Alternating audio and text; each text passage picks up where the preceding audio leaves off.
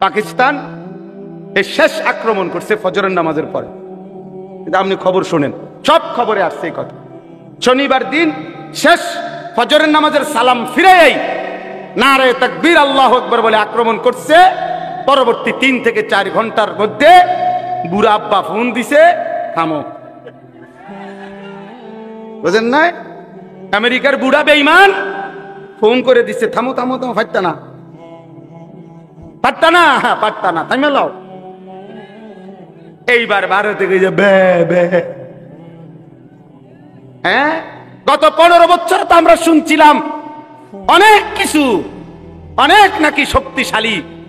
এইবার তো প্রমাণিত হয়েছে যে বেঈমানের শক্তি কলিজার মধ্যে বলতে কিচ্ছু নাই। এজন্য ইনশাআল্লাহ বাংলাদেশের জমিন থেকে আমরা বলি, আমার দেশের নওজওয়ানরাও লাগলে এইবার আর তোমরাও পারবা না ইনশাআল্লাহ। দিল্লি না ঢাকা, দিল্লি না ঢাকা, গোলামি না আজাদি, ইসরায়েল না ফিলিস্তিন, আমেরিকা না ফিলিস্তিন। বিমা গফার আলী রব্বি ওয়া জাআলানি মিনাল মুকরামিন। আমারে তো আল্লাহ মাফ করে দিছে, আমারে তো জান্নাত দেখাই দিছে, আমারে তো জান্নাতি সম্মানিত বান্দাদের অন্তর্ভুক্ত করে দিয়েছে।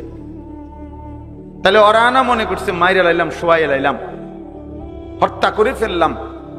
কিন্তু তারা যদি জানতো, দেখতো যে দৃশ্য জান্নাত আমি দেখতেছি, তাইলে তারা বুঝতো আহা আল্লাহ তো আমাকে দামি বানায় দিছে। এই জন্য ভাই আল্লাহ তাআলা আমাদেরকে মানুষ বানিয়েছে।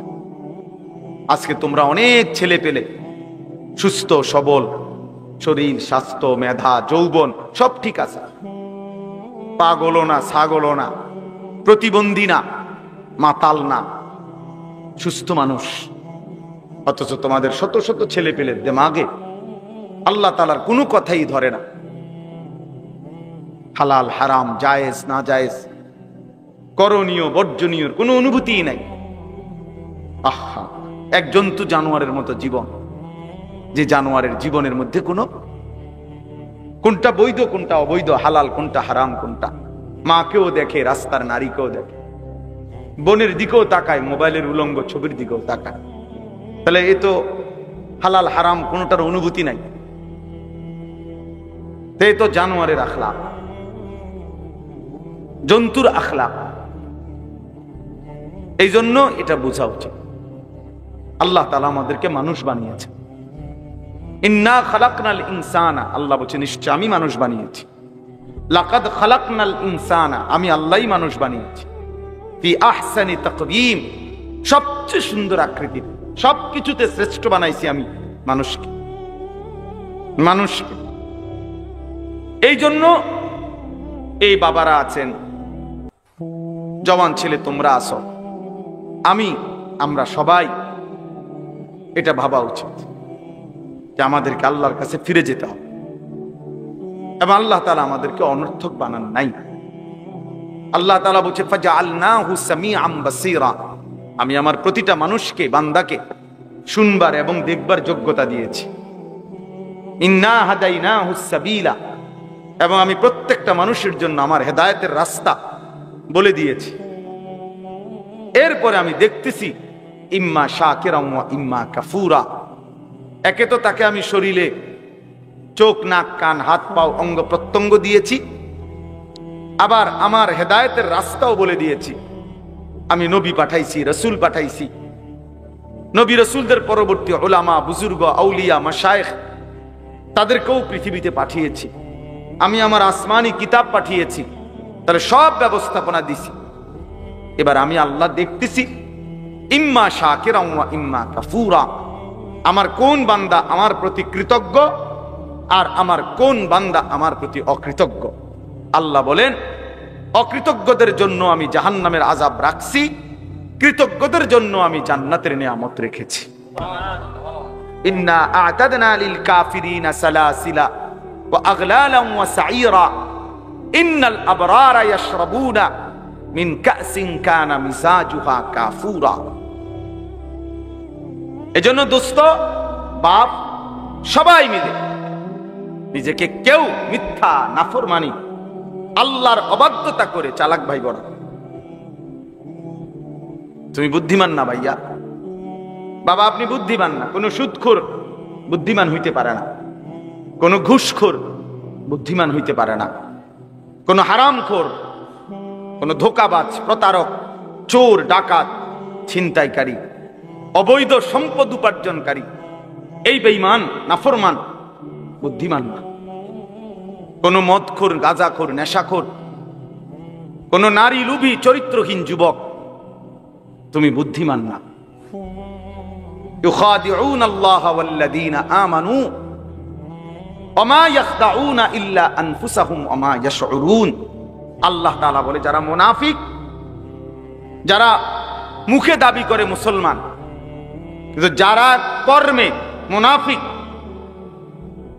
যারা নিজেদেরকে জবানে বলে মুসলমান, আমিনান নাসি মান ইয়াকুলু আমান্না বিল্লাহি ওয়া বিল ইয়াউমিল আখির ওমা হুম বিমুমিনিন। আল্লাহ বলে মুখে তো বলে আমি আল্লাহরে মানি, আখিরাতকে মানি, আল্লাহ বলে আমি বলি, ওরা ঈমানদার নয়, মুনাফিক। কর্মে তো প্রমাণ হলো না।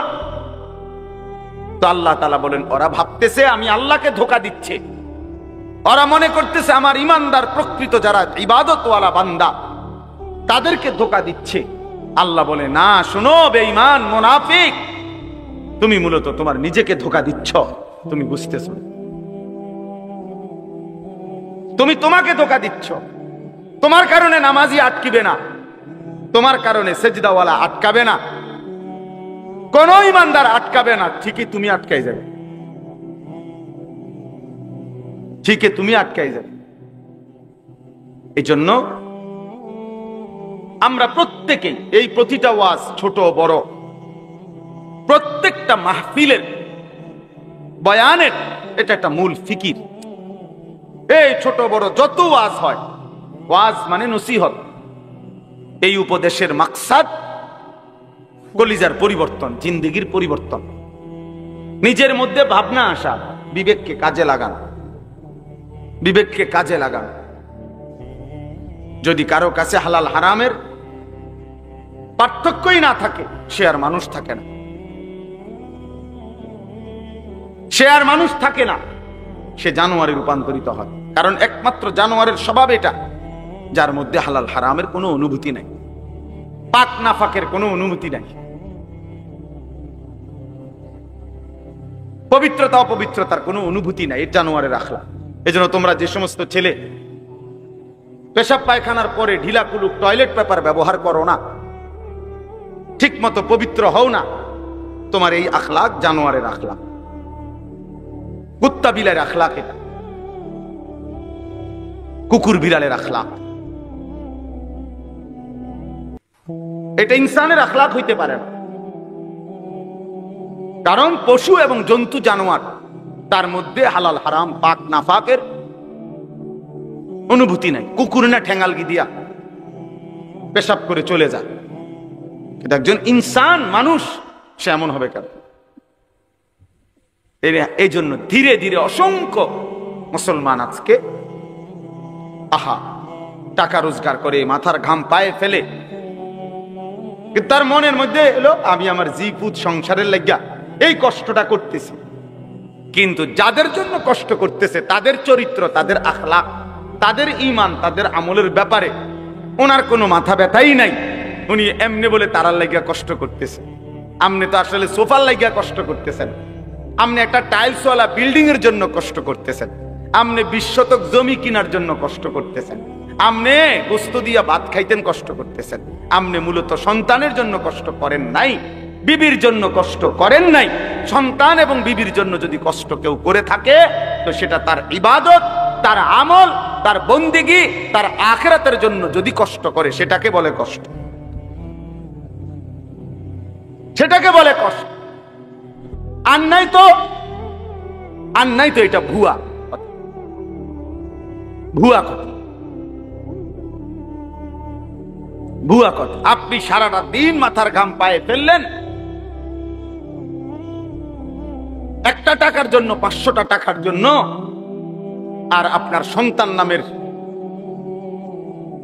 এই হাইওয়ান সে সারা রাত মোবাইলে উলঙ্গ ছবি দেখে, কোনদিন ফজরের নামাজ পড়ে না, এই জানোয়ারের জন্য নি উপার্জন করছেন, এই জানোয়ারের জন্য নি কামাই রোজগারি করলেন, এই হাইওয়ানের জন্য নি বিল্ডিং করলেন। এ তো মানুষ নামের জানোয়ার, এ তো মানুষ নামের কুকুর। এই পশুর জন্য কি দরকার ছিল রোজগার করার? সে যেহেতু সব গুনাহ নাফরমানি অসভ্যতা করতে পারে, তাহলে তার হাতে ছেড়ে দেন। যেহেতু তুই সবই পারস বেটা, নারীও দেখতে পারস, ছবিও দেখতে পারস, উলঙ্গ নাচও দেখো, তুমি যেহেতু আল্লাহও চেনো না, রাসূলও চেনো না, সেজদাও চেনো না, নামাজও চেনো না, তো তুমি জানোয়ার, তোমারে ছেড়ে দাও তারে, যে তার হাতে ছেড়ে দাও, যা বেটা।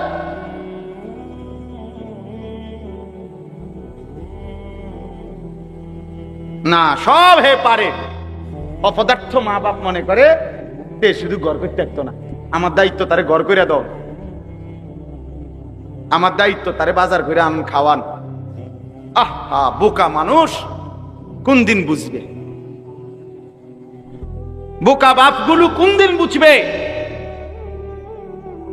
হযরত ওমর রাদিয়াল্লাহু তাআলা আনহুর একটা ছেলে জীবনে একবার নবীজি সাল্লাল্লাহু আলাইহি ওয়াসাল্লামের একটি কথার বিপরীতে বিরোধিতা করে নাই, একটা যুক্তি দেখাইছিল, পাল্টা একটা ভিন্ন যুক্তি দিছিল।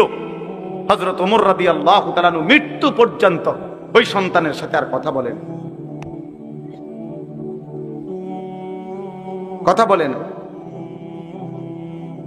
হযরত নূহ আলাইহিস সালাম সন্তান কেনানের মৃত্যুর সময় দোয়া করছিল আল্লাহর কাছে, আল্লাহ আমার সন্তান ডুবে যাচ্ছে পানিতে। আল্লাহ নিষেধ করছে, ইন্নাহু লাইসা মিন আলিক, কোরআনের আয়াত। আল্লাহ বলছে, হে নূহ সাবধান, এটা তোমার সন্তান নয়।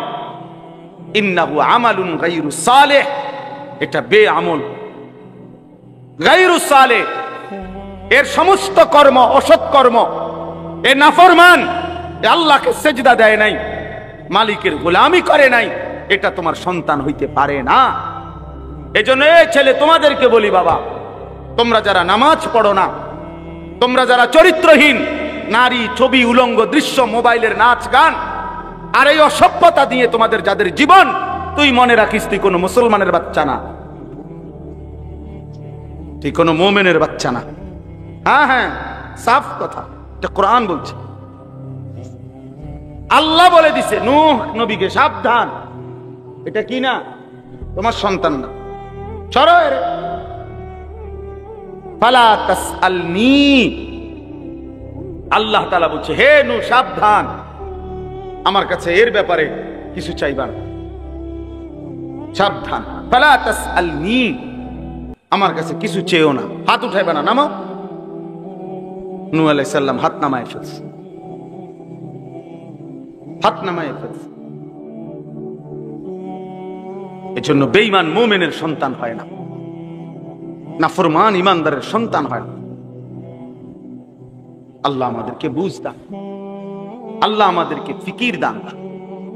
এই আয়াতের মধ্যে মহান আল্লাহ পাক রব্বুল আলামিন কোরবানির ইতিহাস শুরু উল্লেখ করছে।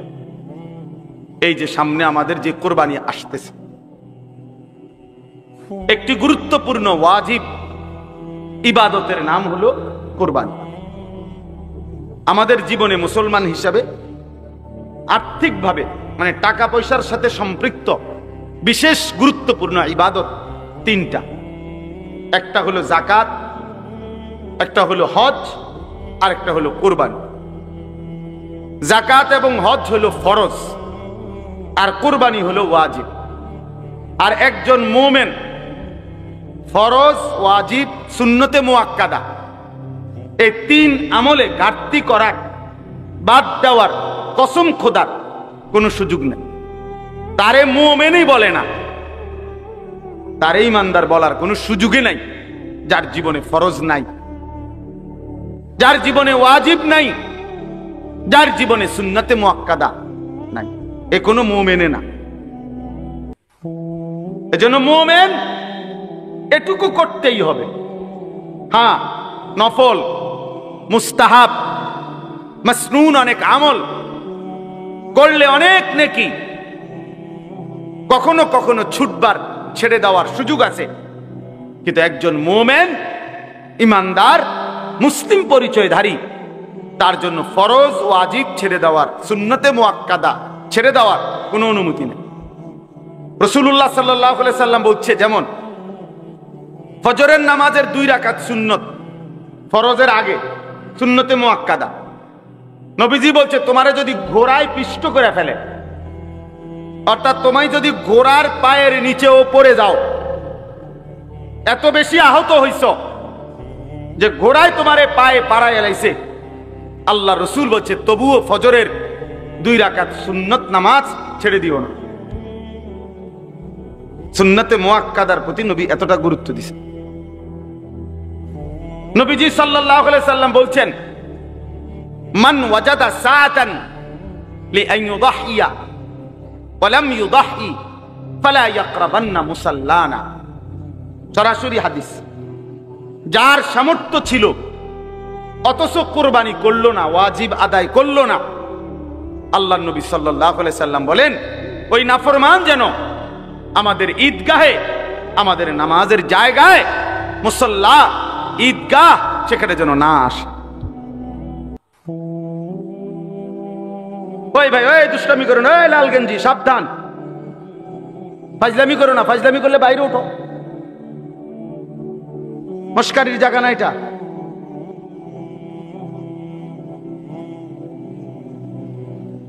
হ্যাঁ, 24 ঘন্টা জিন্দিগি যাদের খামখেয়ালি, তাদের জীবন কখনোই থামে না। কি আল্লাহর ঘর, কি আলেম,